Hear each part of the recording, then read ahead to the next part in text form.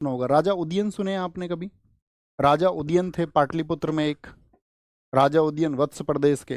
तो ये राजा उदयन की जो मतलब प्रेम कहानी है, ठीक है ना, स्वप्न वासवदत्ता। तो वासवदत्ता उनकी प्रेमिका है, वासवदत्ता उनकी प्रेमिका है, मतलब उनके सपने में आई थी एक बार वासवदत्ता। ठीक है, समझ गए तुम? मतलब राजा उदयन, ऐसे मैं तुम्हें कहानी बताता हूँ पूरी। राजा उदयन थे, तो राजा उदयन बहुत प्रेम करते थे वासवदत्ता से, तो उन्होंने उससे शादी भी कर ली। ठीक है, प्रेम भी किया और शादी भी कर ली। लेकिन ऐसे स्थिति आ गई प्रदेश में कि भाई जो मगध साम्राज्य था उसके साथ में भी हाथ मिलाना था, और मगध की राजकुमारी से भी शादी करनी थी। लेकिन बेचारे प्रेम इससे करते थे तो दूसरी पत्नी कैसे ले आए?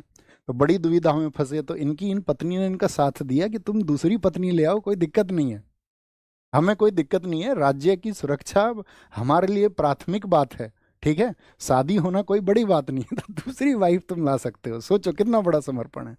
और ऐसे में भैया कहते हैं कि ये फिर कह देते हैं कि भाई क्या सूचना फैलाई जाए, तो इनके जो मंत्री थे वो बहुत चालाक थे, इनके मतलब जो प्राइम मिनिस्टर थे, कहते हैं वो मतलब चाणक्य जी की तुलना तो नहीं कर सकते, लेकिन कहते हैं काफ़ी क्लेवर थे वो भी, गोविंद नारायण।